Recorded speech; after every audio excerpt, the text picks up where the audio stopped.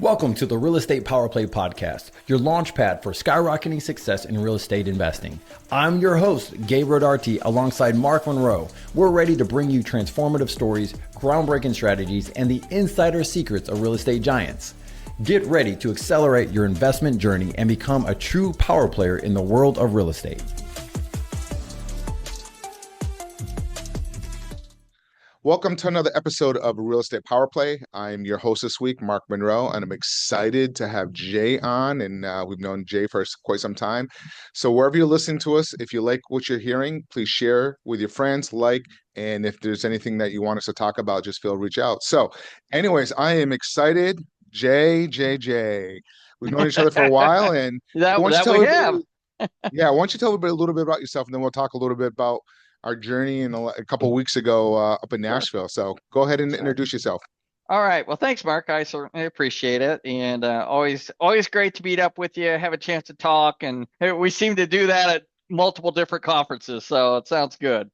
Just a little bit about my background. I'm a country kid. I mean, I grew up on a 200-acre farm in northeastern Indiana, and basically hogs and dairy, all right, and grain. So if we can do this business, anybody can do it. So there you go. As far as real estate is concerned, no, go ahead, Mark. No, I love it. I grew up in Vermont, not so much in a farm, but my dad had a trucking business, and he's the one that delivered the grain to the farms, the dairy farms. So I used to go with him all the time. Actually, I got to tell you, it was more peaceful back then. Is that weird what I'm saying? It was calm. No. Like life just came to a still. You know what I mean? Yeah. So it is a quiet, peaceful environment typically. So very true. My real estate background. Yeah. Your real estate background. Okay, real estate journey. Did my first real estate deal in 2004. At the ripe old age of 45. So I'm a little bit of a late bloomer. So all of you guys that, am I too old to do this? Garbage. You can do this. So I'm giving you no excuses whatsoever. Went full-time 2007. We currently have about 40 rentals. We're selling some of those off via seller financing right now because we think that's the highest and best use. Of the rentals for better cash flow, because the rentals just as a general rule just are not cash flowing nearly as well as they were a few years back.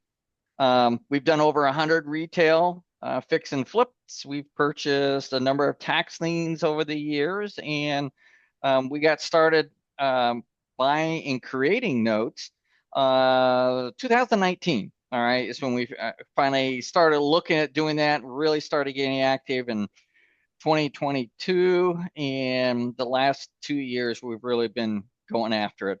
It's like our primary focus now. That's what it is. So just because of how the market has changed, and it's a better scenario, right, and better cash flow in that respect. So we buy performing, nice. We buy performing, we buy partials, we buy non-performing, reperforming, all of that. Okay. Nice. Yeah. And we met in Nashville. We had a good time a couple of times. So what do you think of that event? I think it's a great event. All right. Every year, one of the reasons I really like that event is because it seems to attract many of the people who are truly active in the business. All right. And it's great to be able to network, just get to know each other. A lot of times we talk on the phone, we communicate via email and everything. And it's just good to catch up and seeing where everybody's at. Typically, I always have 2 or 3 people that I want to really target to get to know better, to talk to what they're doing, see if there's any synergies between what we're doing and what we're trying to focus on, and seeing if there's anything that we can help in that respect in what they're doing. So nice. Yeah. That was, by the way, people listening, that was the DME in Nashville. He does Nathan Turner. Just check him out. Yeah. And if you ever want some more information, follow below. But it's a great event to go to for networking. Jay, what other events do you like going to besides the DME for when it comes into? Yeah, I basically, we're gonna be speaking at Paper Trails, Chris Sevigny's discussion. Out in Chandler, Arizona, September 18th to 20th. I believe those are the dates. And then we typically always go to Note Expo as well. That's what we do. So Nice. those And are that's kind of with our three activities. sure. And that's with Eddie Speed in Dallas and usually the Yes. fall. So that's a good one as well. Yes. So I want to take a step back before we get into real estate. You mentioned that you started at the age of 45, and I know you're getting ready to retire, and I think your son-in-law is getting ready to take Yes. over the business, I believe. Yeah. Yes. My son-in-law Kyle, he's been actively involved for the last 10 years, and he runs. We went through some training to kind of see what our skill sets were, and make sure that you have the right rears and the right seats, doing the right things. All right. And he's a great process guy. I mean, he has improved efficiencies within our business across the board. So I'm kind of the front end because I was in pharmaceutical sales for 17 years, so I don't have a problem in as far as I'm comfortable speaking in front of people and doing relationships and things in that respect. And Kyle's very good at one-on-one creating relationships. He's probably better at that than I am, to be quite honest. All right, but he's not necessarily a fan of being in front of crowds. So I'm kind of the face of the company, and he's the operations man, and that's it. It works very well. As far as I looking get at it. deals, yeah. As far as working at deals, our agreement is we both have to agree, or else we don't. We won't purchase the deal. It's good. I like it. Yeah, That's a good yeah, good concept. That it's a good business model. To kind of everybody's on the same page and good partnership. I mean, yep. a partnership's a marriage in a sense, so it's good Well, that it's all too. family, so I guess it better be a good marriage. Now, now you mentioned you started at the age of 45 and you got into real Yes. estate. What do you think if you didn't get into real estate in your journey at that time, where would you be, do you think, in today's world? Oh, I'd be working way harder. Okay. Yeah, a lot of people think I work pretty hard anyway, but I love what I do, so I'm passionate about it. So it's not work if you're passionate about it and love what you do. That's the bottom line. But uh, I was working 60 plus hours a week and got caught in some downsizing that was taking place in the pharmaceutical industry. My plan when I started real estate in 2004, I was about 10 years away from um, taking an early retirement as far as how I came into the industry with the contracts that were there at that point. My plan was, okay, let's get a few rentals on the side, let them cash flow, and between my retirement and I can't think pension. There we go. The pension with it, we'll be set. Well, one of the drugs that we were supposed to be getting in the division had a mild side effect. All right, it killed people. So they after the company spent $800 million developing it, in the last phase trial, it didn't show a benefit and actually showed a detriment. And it's rare if one gets that far along and gets yanked, but it does happen. So Wow. had to be some significant downsizing that took place. I just got caught at that point. So that's what it was. There had been a number of downsizing that had taken place. I made it through the first two rounds and I got caught in the third round. So we just made as a family, my wife and I, we sat down and talked, and I basically was at a point in my life. It's like, I really don't want to do this. I don't want. The only reason I'm chasing another job is because to pay the bills. All right. It's not where my passion's at. And she said, "What do you want to do?" And I said, "I want to pursue the real estate thing." And she said, okay. So we sat down, we looked at it. We lived off of her income for a number of years. She was a school teacher. All right. So we battened down the hatches. We lived exceedingly frugally. Let's put it that way. And basically everything we did in the company, we put right back into the company and grew it. And then I retired her early, is what we basically did. Nice. So you guys kind of tighten everything down, which everybody you should. I mean, my personal Yeah. opinion is I think you should live under your means and comfortable. Oh That's my yeah, opinion. always. You Yeah, know, always. I'm there with you, but I mean, this was really tight. yeah, I get it. But look where you're at today, Yeah, and you're happy, you're comfortable, and you're enjoying it, and you have the freedom to choose when you want to work and when you don't want to work, and when you yeah, travel and go to events and et cetera. So yeah. It's you know what? Our financial net worth is way further along than what what it would have been if I'd stayed employed. So, I kind of had the golden handcuffs, to be honest. I was making a six-figure income, all right, and so I truly did have the whole golden handcuffs at that point, and kind of a wake-up call to a certain degree. And I decided I was not going to allow somebody else ever again to determine what my value or what my my family's financial security. And that was truly the motivating factor for me at that point. So yeah. So when one door, the way I look at it is when one door closes, another door opens, and Another one hopefully you're opens. walking through a better door, that type of situation. Yep. So, Yep. so what was your first deal? And I know we talked quite a bit. You got into doing a seller financing originally, and then I want to jump into a part where you're saying that you're taking your rentals and you're selling them as seller financing. Sure. Um, what give a little feedback, your thought process of what you're seeing, because in most markets, it's hard to get more mortgage payments than what the local rents are. What are your thoughts on that? And how do you view that? I'm just curious. Sure. Well, when I was purchasing the bulk of our rentals, it was all during the Great Recession. Okay, I didn't realize this at the time. Hindsight's always 2020. All right.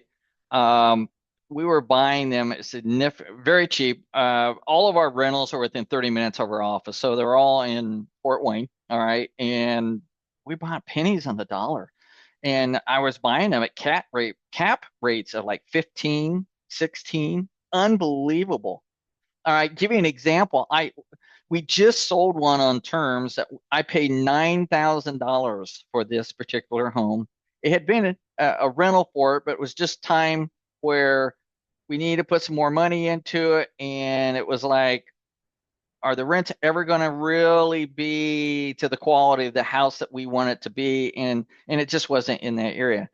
But we put 20 grand into it. It was paid off, obviously, and sold it on terms for 140,000. Okay. Why would you not That's do that? yeah, that's amazing. Yeah. And then you're making money off the interest on top of it. It's a Yeah. no-brainer. Yeah. I made one mistake though. Okay. I made one mistake. I didn't put it was to another investor, and I didn't put a prepayment penalty in there for 5 years. You paid 70 grand down last year. All Well, right. listen, It's okay though. It's all good. at least you're not. I mean, yes, you are losing money, but you're not losing. I mean, No, you're not no, coming it's out of pocket. I get no, you. it's a win-win all the way around. Yeah. So still getting the interest on it and everything. So I'm not. I just made a mental mistake. I'm used to working more with owner occupants, and you don't put typically you don't put prepayment penalty in there Right. for them. And this was an investor, and I just spaced it. Is all it was. So I get not a it. big deal. And Yeah. when you buy properties, you don't want the prepayment penalty in there, No, no, no. I get it. So, but yeah, the bottom line is that 2008 for the rentals were the go-to. I mean, they were cash flowing, et cetera, exceedingly well, and even up until I'd say about 4 or 5 years ago, when we've had all the appreciation that's taking place in the valuations. Okay, they've jumped tremendously, but so did your expenses. Your expenses of labor, material, property taxes, insurance, all of that has accelerated equally as much as what the appreciation on the value of the property, but your rents didn't appreciate that much at all. And you got right? the squeeze. You got the cash flow squeeze going on But right but now. but but the other side, they're like, oh, the landlords are being greedy, that type of thing. And my handyman used to be $45 an hour. Now it's $75 an hour, that type of thing. So, Yeah, yeah. taxes went up, insurance went up. So they don't see, They don't see that we part. yeah. And they're like, oh, the landlords, they're getting greedy or big blah blah blah, and they want to put rent control in place. And I mean, if you put rent control in place, your foreclosure is going to go through the roof because your Yeah, expenses, it's a business. Or it just is a like at business. home. It's Right. just like home. If you don't have the income coming in to pay your bills, you don't. What do? You're going to be in Yeah, trouble, and that's yeah. where foreclosure. So I know some markets that's what they do, but go ahead, keep going on One that thing, conversation. yeah, it's a great point. you've got all this appreciation, you've got all this equity now from an investor standpoint, you've got all this equity that's sitting here and you're not getting paid on it. As Eddie, our friend Eddie Speed basically says, you essentially have an equity sandwich that you can't eat. Okay, so now what's your options? Your options are, okay, I go try to I try to refinance, but now the interest rates are high, so now the payments are going to be higher, which even makes your cash flow tighter. So you got an issue there. So what's your option? It's the seller financing. Seller financing out.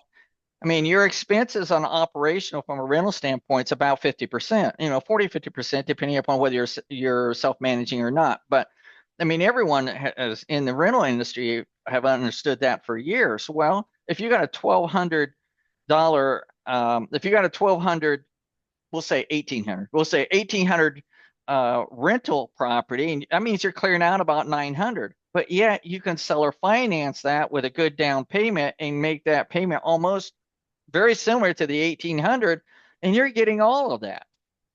And you don't have to deal with the maintenance and repairs. You don't have to worry about the leaky toilets. That's That's what right. I call it. Exactly. You don't have to deal with any of that. And it's just a much higher, better model at this moment in time. And, if you want to hang on to your rentals, I mean, there's some of we're selling off our lower end stuff. That's what we're doing right now.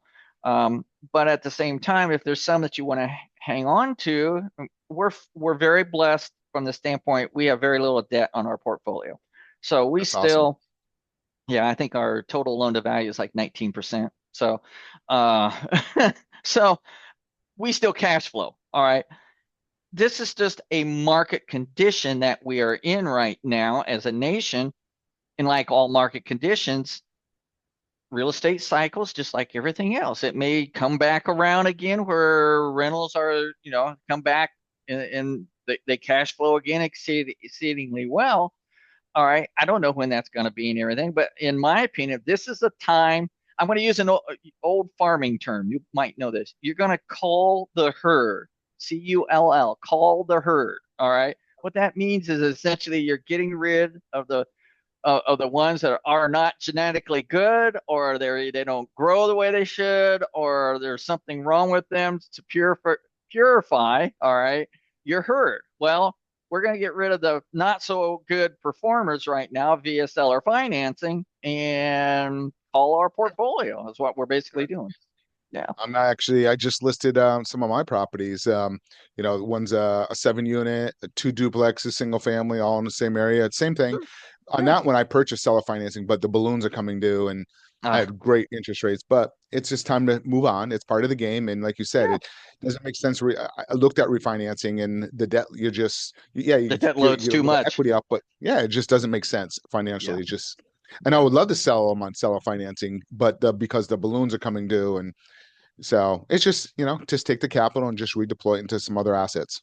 Yeah, you can 1031 it, and that's great. 1031 it and move it down the road, kick the can down the road. But, if you do that, all right, you basically have one exit strategy, and that's Yes. die. Okay. And the question becomes, all right, do your heirs, do they really want the rental properties? I'll be honest, the next generation, most of the time, they don't. They just want the money. Mhm. So, okay, I mean, you have to decide. Well, we all just want the money in a Well, sense. We yeah, don't want to work exactly. for it. We don't want to work for it. That's the We don't thing. want to work for it. That's exactly right. So the question becomes, and only you can answer that. Okay, I mean, every individual investor has to answer that for their situation. There certainly are some next generation that they do want them, and they want the cash flow. But if it's not, then it's a time to sell or finance, in my opinion, right now, and So sell out. yeah, I want to ask you one question that I want to kind of get into the notes section of what you're Sure. really doing on that. And what's the like in your market? Like, is it landlord friendly there? Or how long does it take to go through the eviction process?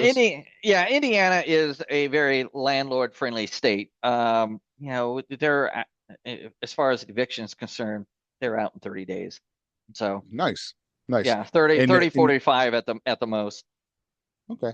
But it comes down to the screening, and probably most people Yeah. are pretty good people, majority of them. Once in a while you Well, get we some, we but think so, but there's some of the old guys around. They say if the mouth is moving, they're lying. So I mean, that's the we can true. we it, and you're exactly right. The quality of your screening process is critically important. You just got to make sure that you are screening consistently across the board and following fair housing laws and making sure that you're doing that. Well, you By hit and the nail on large, the we've had good ones. By and large, we've had good renters over the years. Well, you hit the nail on the head, and that's one thing I really admire with you is, you've been through it, and you're really good at compliance and making sure the regulations are being Mhm. followed. And we're always out there preaching, because a lot of times these new people are coming along and they're teaching things, and they're not teaching things correctly, and they're not even aware of the And regulations. they're So not even we're always aware. constantly. Yeah. So that's one thing I admire, that you're on top of it, and you're always kind of help educating people on that. So Appreciate bravo that. to you Thank on you. that. So, It's and big out there. yeah. And Mark, you Yep. do a great job too. I mean, I've seen all your stuff and everything. That's why I always like, us sitting down talking because we are of similar mindset in that respect. So it's Well, good. because we've seen the industry change over the years because of bad apples, and then regulations Right. come down, and it just ruins it for all of us. So if we're always out there educating people and getting ahead of it, like this whole big thing now, you see with the memorandums, like these wholesalers would put, Right. file a memorandum, they can't sell it, but yeah, when the contract ends, you need to go release it, and if you don't release it, it becomes a big headache and a mess, and you guys caused the Yeah. problem again. There you That's go. right. That's right. I never did that in my property, so if you have a good relationship with your buyer or sellers, you don't have to worry about that stuff. That's my personal opinion. I agree. And if a seller, I was never a big wholesaler. I mean, I wholesaled some when I first got started just for some extra cash flow. But if a seller treat your seller right, if a seller for some reason changes their mind, you get cold feet or whatever, it's not the stinking last deal that's ever going to come across your desk. Treat the other party fairly and how you would want to be treated. And if you do it the right way, and even if you do let them out of the contract, they respect you and they'll refer business to you. You'll get Yes, they more will. business in the long run, you Yes, know. absolutely. Absolutely. Yep. So I'm So with you. let's let's talk where you're at in today's world, because I know you went for the rentals, you sold them seller financing, and now you're buying and selling notes. Like, kind of give us a little background where you're at now on the note Sure. situation. We're primarily buying. Okay. We're not selling too many notes. We're primarily buying right now. We we have focused in particularly on the house buyers, the bigger wholesalers that's out here. And what we're trying to do is teach them about seller financing, and showing them how we can come in and help them recapitalize. All right. So many more of the experienced wholesalers, they get the concept of seller financing out to other investors, et cetera. But what we see often is that they don't have necessarily a good underwriting process. They don't understand that. And as a result, then they do a couple notes. All right. And then they have to take such a huge discount, because they've not done all the things that you need to do to make sure that you have a good quality note. So, so what we're basically doing is teaching them how to underwrite, okay? Getting large down payments, 15 to 25%. That's what we're basically looking at, making sure that the interest rates are not 4 or 5%, but they're pushing 9, 10, 11, 12, all right, in that ballpark. Going with shorter durations, 120, 180, maybe up to 240. Then you get your big payments, and most of who we have been working with have been working very heavily in the Latino community. All right. So they are very comfortable with paying the large down payments, and they are used to doing business a one-on-one type of scenario in that situation.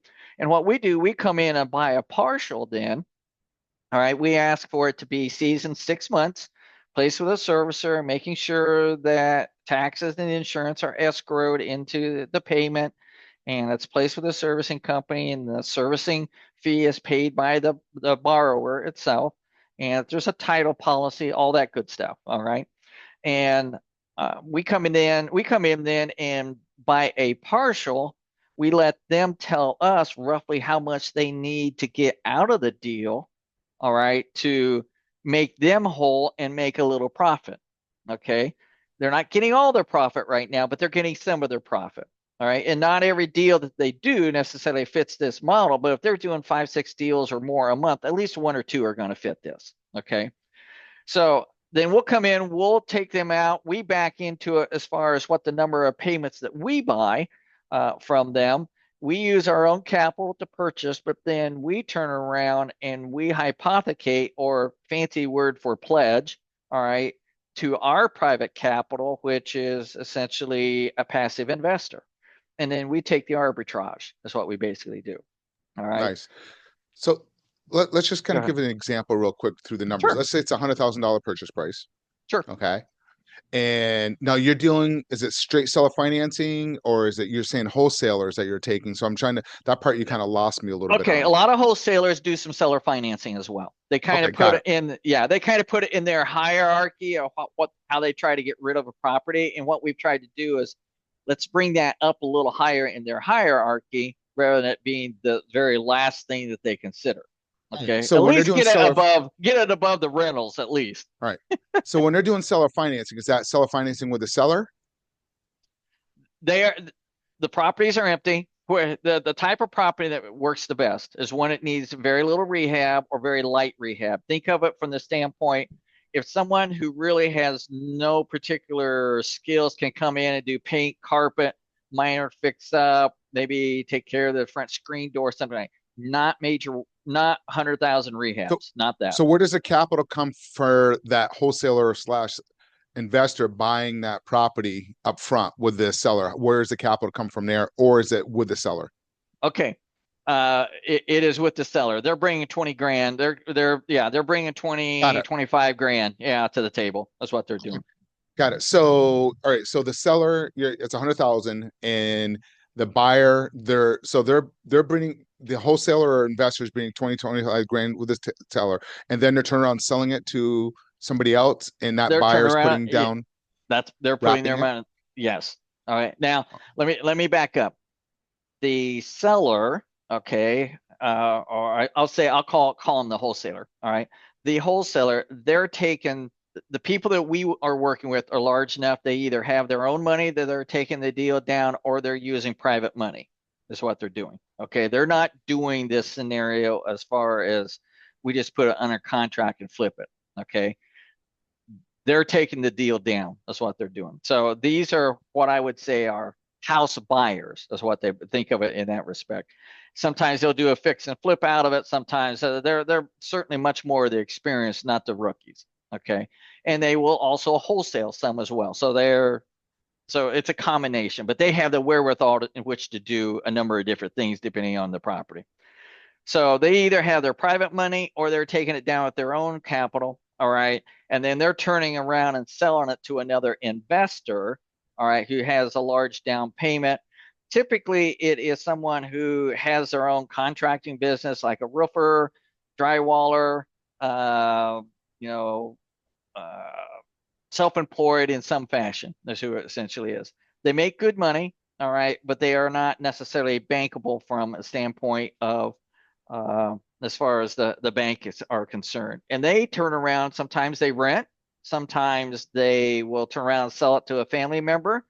But the payments are going to be larger than what rent will support. So they have to have other sources of income that's they're bringing to a table to pay the monthly payment. But they like the idea of being able to pay down in a shorter time period is what they like. Got it. So Okay. All yeah, right, that makes sense. And then you guys come in after the season. Then give an example. What is a partial? Why don't you kind of explain that to sure, people? sure. And then you said hypothecate as well. Yeah, it's a Kind of give fancy a word. little. All right. A partial is nothing more than we're coming in and buying a certain number of payments for a certain period of time for a certain amount of money. As an example, this one's fresh in my mind, so I'll just use this. Um, this is a two bed, one bath house that the wholesaler or house buyer that we purchased this from. He sold the house for 120,000, 119,900, but we're going to use round numbers here. 120,000. All right. The end buyer came in. I think they put 25,000 down. I think that's what it was.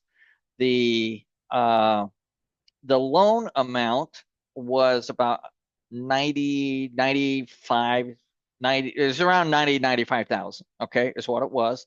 It had seasoned for 6, 7, maybe 8 months is what it was. So the payments were like 11, 1,200 a month is what it was. And so they had received another, you know, 10, 12,000 right there, 8, 9,000 anyway, as far as, so they got the 25,000 up front as a down payment plus another 8, 9 grand. And then we came in and purchased 125 payments of that 180 payment loan. So we purchased that. He wanted 75,000.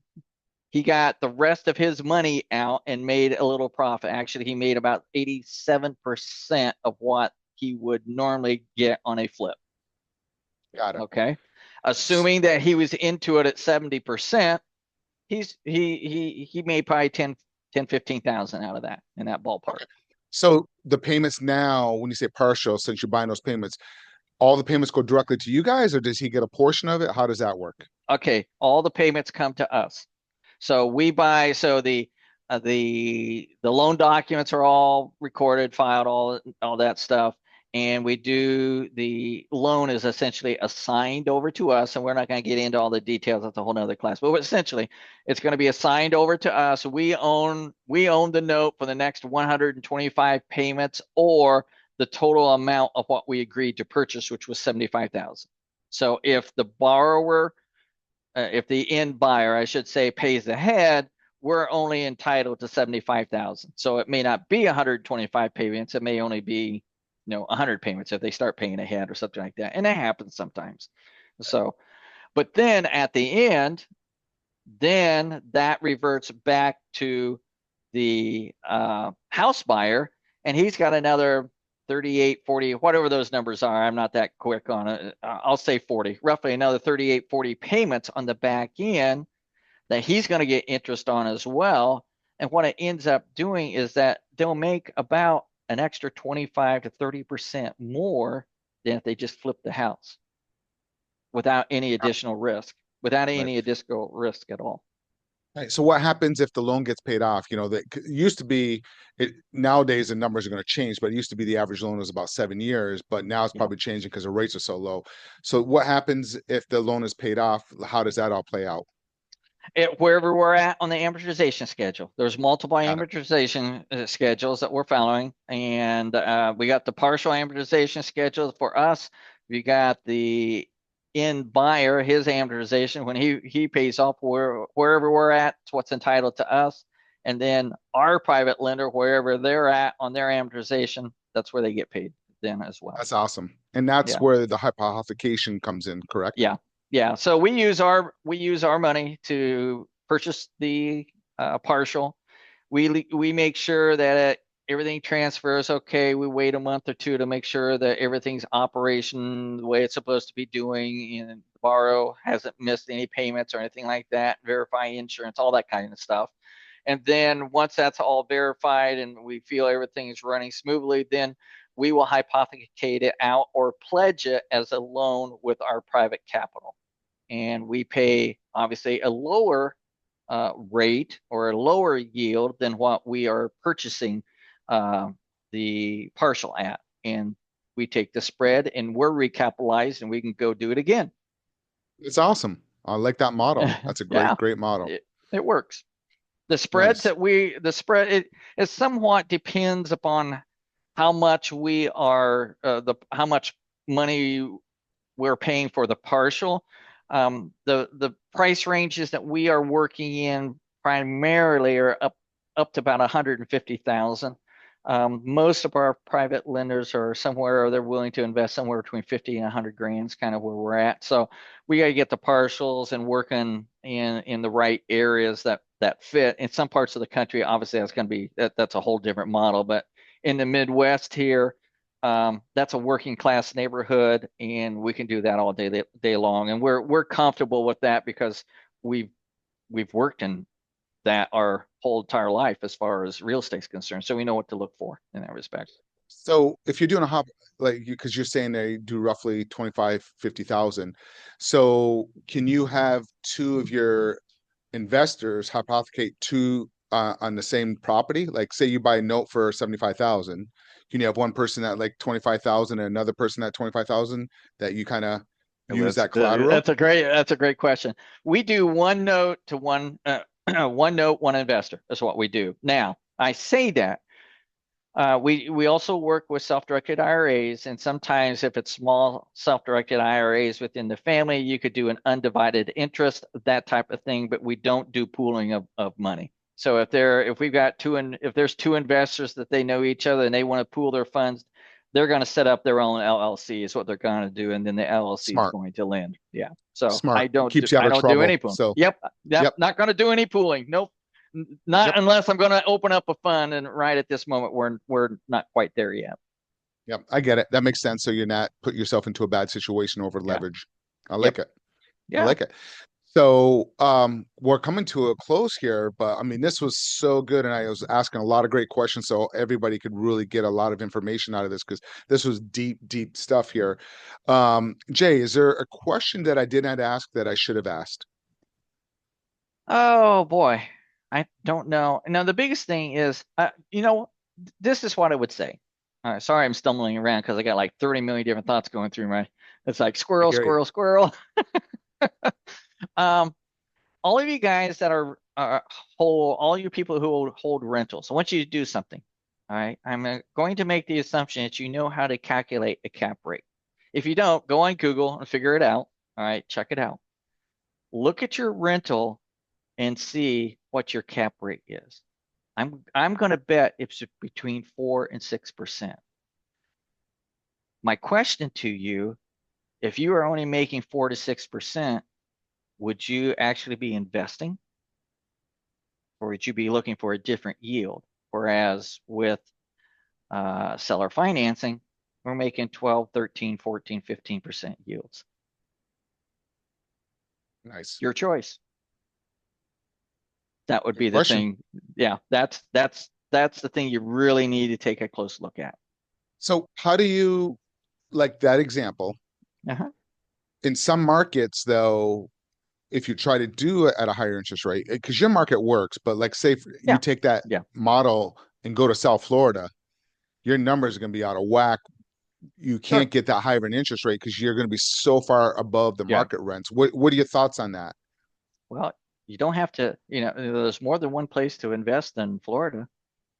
True, but I'm just kind of All wanted right. to put that out there. Like, Yeah. do you, Yeah. I mean, you go where you can make it work, granted, but you can probably get 8, 9%, I would think, in Florida. yeah, I think so. Yeah, Yeah. absolutely. Yeah. Yeah. Yeah, Your higher price properties. All right. No question. The interest rates are not going to be, that your yields are not going to be as high. Okay. yeah. Just because of the larger numbers and everything. But the question, gets back to, what are you really getting as a cap rate on the returns I, you've got the money, or are I you getting bet you it's paid? low. I bet you it's lower than that in those markets. Yeah, I bet it is too. So I mean, I Yeah. wrote a little quick blog here a little while back. It's like the 1% rule that we've always used for years. All right, in the rental industry, I said the 1% rule is dead in many parts of the country Oh, because there's yeah, no way. it's maybe 0.2%.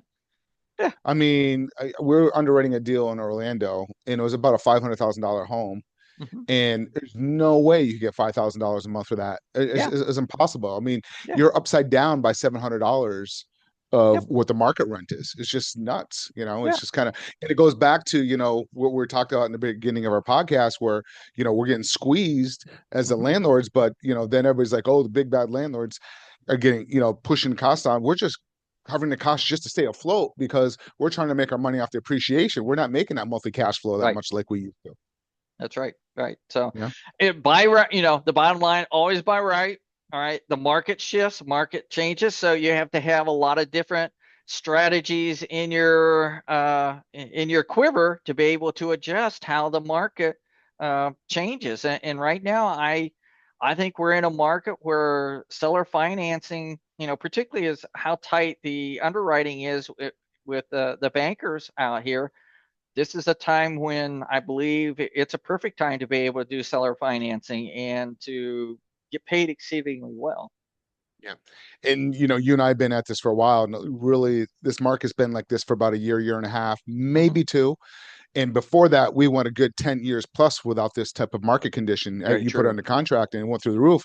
So we've been through this cycle. We understand it. We've seen it happen before. So I kind of like this market, quite frankly. I do too. I mean, I kind of like being You able to know, do the seller financing because we don't have to do as much work. I mean, Kyle said it's we were talking the other day, once we get the loan settled in and to the service, there's really not much to do. He says, I know, I it's love that. it's easier. It really It is. It's is. so much easier. And there's good opportunities, great Yes. opportunities. You just And you're, gotta like, yeah, yeah, go ahead. No, just go the ahead.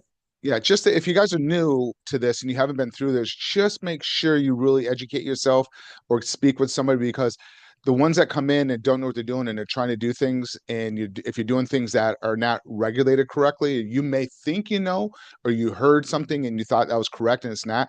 Just educate yourself. Make sure whoever you're learning from has been through this cycle, so they Yes. have an understanding, because there's people out there teaching this stuff that haven't been through this cycle, and they're teaching people things incorrectly. That's the big thing. So just make sure, because we love this industry. You guys, I've been in 30 years now.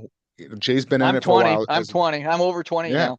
So, And if you want to be in this business long term, just listen to what we're saying, because the regulations will tighten it up and make it more challenging for you to do these things. And as us investors, this is great, because when there's less regulations, it's easier, but you want to do things ethical and make sure that you're always yes. be able to help. Like we said, do the right thing, treat the sellers with respect, treat them the way you want to respect them. Would you treat your mother that way? That's how I always look at it. Yeah. Yeah. You know? Very good. One other thing is always, I had an old real estate investor teach me when I was just getting started. He said, always make sure you got at least three exit strategies. If you got three exit strategies and it works for all three, you've got three ways to get out of a deal. And whatever the worst, plan for the worst and expect the best. There you go. That was his motto. And it And we use has those held true. and we Yeah. use those 1 and 2 strategies sometimes when you have to get Yeah. down there. We've been there. So if you Yep. don't plan for it, and those are the ones that come in and go out. They take the risk because they want that deal so bad. Just be selective and take your time. So Yep. Jay, thanks so much. How can Thank people you. reach you? Sure. The best way they can actually get to us, just go to our website, Cassidy at CASSIDY investments.com.